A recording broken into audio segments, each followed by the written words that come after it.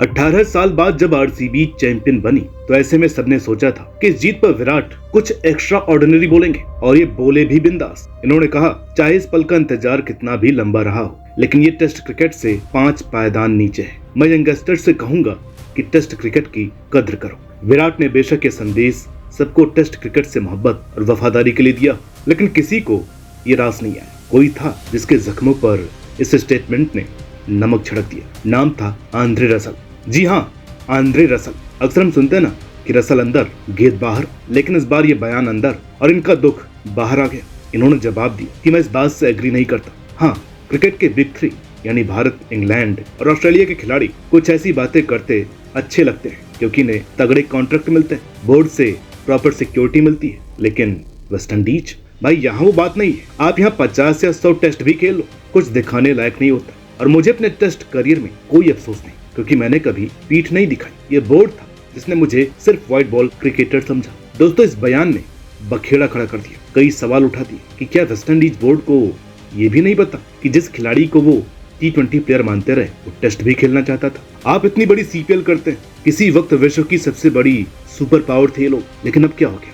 इस बोर्ड को आखिरकार क्या दिक्कत है? इतना बुरा हाल। निकोलस पूरन जैसे one man army match winner को सिर्फ 29 साल की उम्र में खो दिया। रोकने का कोई प्रयास नहीं किया, कोई बातचीत नहीं की। इतने टैलेंट उभरते हैं, सब लीग ने खा ली। आखिर क्यों? क्या मजबूरी है बोर्ड की, या फिर कमी है कि कोई प्लेयर खेलना ही नहीं चाहता? आइए आज इन सब पर बात करेंगे कि वेस्ट इंडीज बोर्ड और यहाँ का सेटअप क्यों इतना ज्यादा पीछे रह गया, और आखिरकार वेस्ट इंडीज क्रिकेट का पतन क्यों हो रहा है। क्या वजह थी कि क्रिकेट का ये बेताज बादशाह अपनी असली पहचान खो बैठा? चलिए इस क्रिकेट यात्रा पर चलते हैं, सुनहरे युग से लेकर वर्तमान संकट तक। वही टीम जो कभी दुनिया पर राज करती थी, 2 ODI 2 T20 वर्ल्ड कप जीती थी, आज ना ही 2023 ODI और ना ही 2022 में T20 वर्ल्ड कप में क्वालिफाई कर पाई। लेकिन दोस्तों, वीडियो शुरू करने से पहले अहमदाबाद प्लेन क्रैश में जान गंवाने वाले सभी लोगों को हमारी भावभीनी श्रद्धांजलि। ईश्वर उन सभी दिवंगत आत्माओं को शांति दे और उनके परिवारों को इस कठिन समय में धैर्य दे। पता नहीं हमारे देश को किसकी नजर लग गई है, एक के बाद एक ऐसे हादसे मन को अंदर से झकझोर देते हैं। दोस्तों, अगर कोई 10वीं कक्षा का बच्चा भी हो ना, तो वो भी बोर्ड की परीक्षा से पहले ये प्लानिंग करके चलता है कि 11वीं में क्या पढ़ाई करनी है, क्योंकि 10वीं तक तो सबकी पढ़ाई सेम थी, पर आगे मैं जो करूंगा वो मेरा फ्यूचर डिसाइड करेगा। एक समझदार कप्तान और कोच वो नहीं है जो आज ICC ट्रॉफी जीतने के जश्न या हारने के सदमे में डूब जाता है, बल्कि आगे की तरकीब बनाता है ताकि दुनिया में अपना लोहा ऐसे ही मनवाता रहे। ऐसे ही एक अच्छा क्रिकेट बोर्ड भी इस प्रकार की थिंकिंग के साथ आने वाले समय के लिए मैनेजमेंट करता है। लेकिन वेस्ट इंडीज की सबसे बड़ी दिक्कत रही है 0 लेवल की प्लानिंग। हमारे यहाँ पर गावस्कर गए तो सचिन आए, वो गए तो विराट रोहित आए। अब इनके करियर की शाम हो गई तो जायसवाल जैसे खिलाड़ी आ गए। अब ये सब न रातों रात प्रकट हुए और न ही प्ले स्टोर से डाउनलोड करके, ये बने हैं मेहनत से। दिग्गज हर देश में हर टीम में होते हैं। जैसे वेस्ट इंडीज की टीम में Clive Lloyd, Michael Holding, Sir Viv Richards, Gordon Greenidge, Malcolm Marshall, Curtly Ambrose और कर्टनी वॉल्स जैसे दिग्गज थे। उनके होने से ज्यादा जरूरी उनके जाने के बाद की तैयारी होती है। आपने क्या मैनेजमेंट किया उनके क्रिकेट से अलविदा कहने के बाद? इंग्लैंड वालों ने भी जब एलिस्टर कुक गए तो जो रूट के रूप में वैसी रन मशीन को पा लिया। फ्लिंटॉफ जैसे हरफनवाला गए तो स्टोक्स आ गए। ये बोर्ड की जिम्मेदारी होती है कि ठीक है, आज ये प्लेयर है, पर उनके जाने के बाद कल का प्रबंध भी कर लें। वेस्ट इंडीज उस प्लानिंग में कभी एक्टिव ही नहीं था। ध्यान रहे, यही बात हमने CSK वाले वीडियो में भी CSK के लिए कही थी। अब उदाहरण के तौर पर 1995 में ऑस्ट्रेलिया से टेस्ट सीरीज हारने के बाद वेस्ट इंडीज क्रिकेट की गिरावट शुरू हुई। इसके कई कारण थे, जैसे नेतृत्व और एग्जीक्यूशन की कमी। क्लाइव लॉयड और विव रिचर्ड्स जैसे दमदार कप्तानों के जाने के बाद टीम में मजबूत नेतृत्व की कमी हो गई। बोर्ड के पास कोई लीडरशिप प्लानिंग नहीं थी। देखिए, सफल होने के लिए प्रोटेक्टिव होना बहुत जरूरी होता है, लेकिन यहाँ तो चोट खाने के बाद भी सॉल्यूशन नहीं ढूंढा जा रहा था। अब ऊपर के पॉइंट में जो चर्चा हुई वो आपके लिए फूड फॉर द थॉट्स है। इनके पास गोल्डन एरा के बाद भी तो कितने क्वालिटी प्लेयर्स आए, जैसे Chris Gayle, Sunil Narine, Shivnarine Chanderpaul, Ramnaresh Sarwan, Bravo, Carl Hooper, Brian Lara, Kieron Pollard, Suleiman Benn, Andre Russell, Ravi Rampaul, Darren Sammy आदि। फिर भी वेस्ट इंडीज के ऐसे हालात क्यों हैं? कारण है ईगो क्लैश। WICB को अक्सर करप्शन, कुप्रबंध यानी मिसमैनेजमेंट और खिलाड़ियों के साथ टकराव के लिए जाना जाता है। वेस्ट इंडीज क्रिकेट बोर्ड को पैसों की बेशक कमी थी, लेकिन जब ये शुरू हुई अर्ली 2000s में, तो किसी समय खिलाड़ियों में स्पिरिट, लगन, कमिटमेंट होता था इनके लिए खेलने का। चाहे बोर्ड खिलाड़ियों को समय पर भुगतान नहीं कर पाया, लेकिन प्लेयर्स को इससे भी ज्यादा हर्ट किया इनके साथ हुआ सलूक, ईगो क्लैश। अब कितनी बार हमने प्लेयर वर्सेस बोर्ड वॉर सुनी, क्वालिटी प्लेयर्स को भी मैनेज करना नहीं आया इस बोर्ड को। ऐसा करप्ट बोर्ड जो कभी आपकी केयर नहीं करेगा, कितना ही अच्छा कर लो, आपसे खुश होने वाला नहीं है, आपको कोई गारंटी नहीं देगा अच्छे जीवन की, पोस्ट रिटायरमेंट एक अच्छी लाइफ की। अगर आप बुरे से बुरे दौर में भी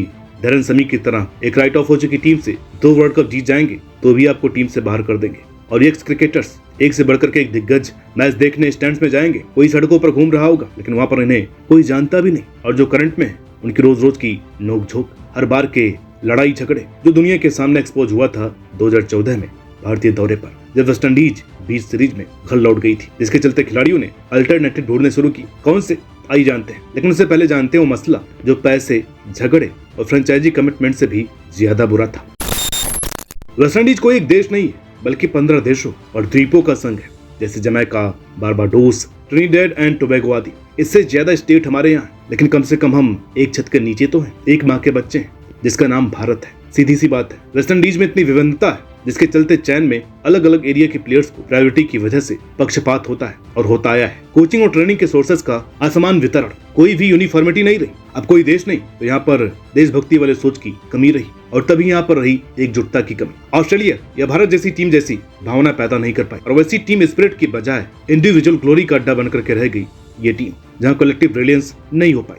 कितनी बार हमने देखा कई मैचों में प्लेयर्स अकेले ही हार से लड़ रहे होते, सामने वाली टीम पूरी तरह से हावी होती और इनके इक्के दुक्के प्लेयर लड़ करके हार जाते थे। 2004-05 तक क्रिकेट लीग नहीं थी तो एक मजबूरी थी कि कोई दूसरा ऑप्शन नहीं था, तो ये सब वेस्टइंडीज के लिए खेलते थे। और जब T20 लीग्स आई तो इसका असर कई प्लेयर्स पर पड़ा और उन्होंने उस लग्जरी लाइफ का लुत्फ उठाना चाहा, जिससे कई स्टार खिलाड़ी T20 लीग्स की ओर मुड़ गए। 2007 में वो विवादित क्रिकेट लीग थी या 2008 में IPL, इसकी सबसे ज्यादा जरूरत वेस्टइंडीज वालों को ही थी। इनकी हालत तो वैसे भी उस वक्त खस्ता थी, न पैसे मिलते न इज्जत, और तभी खिलाड़ी देश से ज्यादा पैसा चुनने लगे। और फिर देखते देखते IPL, CPL, BBL जैसी लीग्स ने खिलाड़ियों को करोड़ों का ऑफर देना शुरू किया। उदाहरण Chris Gayle, Kieron Pollard, Sunil Narine, Andre Russell जैसे स्टार खिलाड़ी IPL और दूसरी लीग्स के लिए उपलब्ध रहने लगे, पर वेस्टइंडीज के लिए नहीं। उन्होंने भी फिर खूब मजा चखाया अपने बोर्ड को, लेकिन दुख की बात यह है कि इससे वेस्टइंडीज क्रिकेट की उस लेगेसी को, उस रिच हेरिटेज को भारी नुकसान पहुंचा। WICB और खिलाड़ियों के बीच कॉन्ट्रैक्ट विवादों ने स्थिति को और बिगाड़ दिया। पहले लीग की जरूरत थी लेकिन अब आदत और लत बन गई। जैसे जैसे वेस्टइंडीज के खिलाड़ी T20 लीग्स की तरफ आकर्षित हुए, वैसे वैसे उनकी और फैंस की, दर्शकों की टेस्ट और वनडे क्रिकेट के लिए रुचि कम होती गई। अब अगर विराट कोहली और रोहित समेत हमारे स्टार प्लेयर्स सिर्फ T20 लीग खेलने लग जाएं, तो आप ODI क्रिकेट में किसको देखने जाएंगे? ये सब हुआ, उस घरेलू क्रिकेट की क्वालिटी गिरी और फिर यंग प्लेयर्स ने T20 को ही लक्ष्य बना लिया। उसके बाद ये कहीं के नहीं थे। जिस टीम की पहचान तेज गेंदबाजी और टेस्ट दबदबे से थी, वो टीम T20 में भी संघर्ष कर रही है। अब जब सारी एनर्जी, सारा ग्लैमर ही फ्रेंचाइजी क्रिकेट में शिफ्ट हो गया तो क्रिकेट का ढांचा ही ढह गया और वेस्टइंडीज क्रिकेट का घरेलू क्रिकेट सिस्टम कमजोर हो चुका है। उसमें कई कमी है, इंफ्रास्ट्रक्चर की दिक्कत, जैसे मैदानों की कमी, प्रोफेशनल कोचिंग स्टाफ की कमी, यंगस्टर्स को मोटिवेशन और स्काउटिंग की कमी।